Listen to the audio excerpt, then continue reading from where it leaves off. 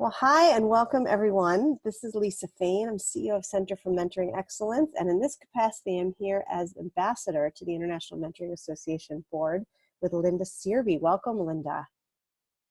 Thank you. It's good to be here. And with that, Linda, tell us what interests you about mentoring. Well, I think what interests me the most is that it's such a universal phenomenon, no matter what profession you're talking about, no matter what age group you're talking about. Mentoring is for everyone and for every stage of life and for every career path and for every individual. And so I'm just so intrigued about that, the fact that mentoring is so universally applicable in this world. So tell us a little bit about your own work in the field of mentoring. Well, I think probably my main contribution to the research on mentoring has to do with the proteges mentoring mindset. I have done some research about what does constitute that mindset in the protege who is poised to gain the most benefit from mentoring relationships. And to gain that information, I interviewed mentors and asked them what indicators, what attitudes, habits of mind, and so forth were exhibited by those mentees who seem to be the most poised to benefit from the mentoring relationship. And so I came up with a framework called my mentoring mindset framework. And I think we often neglect the fact that proteges should be paying attention to how to be good proteges in the mentoring relationship. It's not just the mentors we need to train, but we need to educate proteges or mentees as well, so that the partnership can be a very productive one. Were there any surprises to you as you did those interviews about what the most important aspects of a mentee's mindset is? I'm not sure if there were any surprises.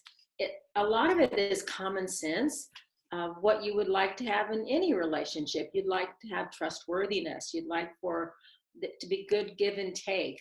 You'd like for, if you're working with the mentee or the mentor, you want the mentee to show initiative and have good follow-up and follow through. You want ethical behaviors and so forth. I think that if there was any surprise, it was the fact that mentors shared with me that there were mentees who lack these behaviors, skills, habits of mind, attitudes, and they could easily pinpoint the fact that these things were contributing to a less than satisfactory mentoring relationship, and often even times the end of the relationship because the mentee was not demonstrating a mindset for mentoring. Mm-hmm. Got it. So what do you think is the most important organizational factor in mentoring success, Linda? Well, I think there are several factors. I would say preparation to have a good mentoring program is key. Training mentors, training proteges or mentees on the expectations. Of course, rolling out a program with good expectations shared with everyone. And then I think we often neglect to evaluate the outcomes of a mentoring program in an organization, which is very important. Mm-hmm. But most of all, for a mentoring program to be successful, it takes a champion, an individual who will say, I'm responsible and will be responsible for maintaining the program and sustaining it over time, seeing the training is done, evaluation is done, and keeping the mentoring program as an important element to the organization. It takes a champion. Yeah, that's such a great point. It's so essential to have somebody who's going to take ownership and really advocate for that going forward. Absolutely. So what advice would you have for new mentors who are going into mentoring relationships? Well, whenever I do mentor training, I have this little phrase that I make my participants repeat after me multiple times during the training, and it is this: mentoring is not telling, mentoring is asking. I think there's a misconception sometimes that mentors think, oh, it's easy, it's advice. And it's so much more than that. And actually, it's about the questions. It's about asking the great questions of your mentee so that he or she solves his or her own problems, brings forth the ideas from within, and helps and strategizes, put things on the table to discuss, but the issues that are at hand need to come from the mentee and need to be solved by the mentee. So it's about the mentor becoming a good questioner and asking those great questions and resisting the telling. Absolutely. Mentors say to me all the time how difficult that is. So really important for them to keep that in mind as they're entering the relationship. What about for new proteges? What advice do you have for them? Well, I would say for a new protege that you should allow yourself to learn about your mentor and allow yourself to be understood and known by your mentor as well. Spend some time up front in developing the trust, and you do that by getting to know each other. And so spend time with some self-understanding and self-awareness activities. And don't think those are frivolous, but they're actually very foundational to having a good mentoring relationship.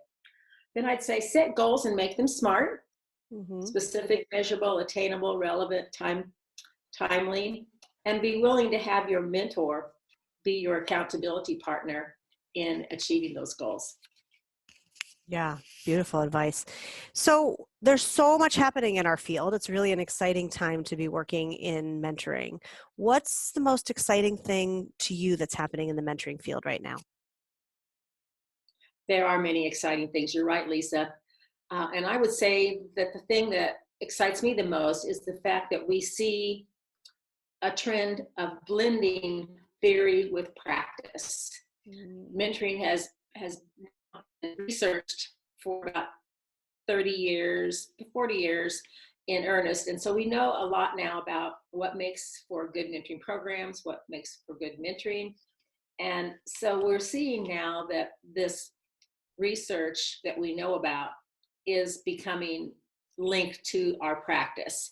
We're not going just by our intuition anymore about, well, feels right. This is what I think we should be doing. We now have research to back up what good mentoring looks like. And so for an example, in the IMA, we are creating mentor training that we can roll out to organizations which would like to have us come and do training for their mentors. And those training modules were all based on evidence-based research that has been done. And so we are blending the theory with the practice, and we're making sure that the strategies that we're recommending are evidence-based. And I think that's very exciting. Great. It's great. Wonderful. Well, it's great to talk to you. Thank you so much for your wisdom and your contribution to the field of mentoring. And I'm looking forward to sharing this video with all IMA prospective and existing members. Great. Mentor on. Mentor on.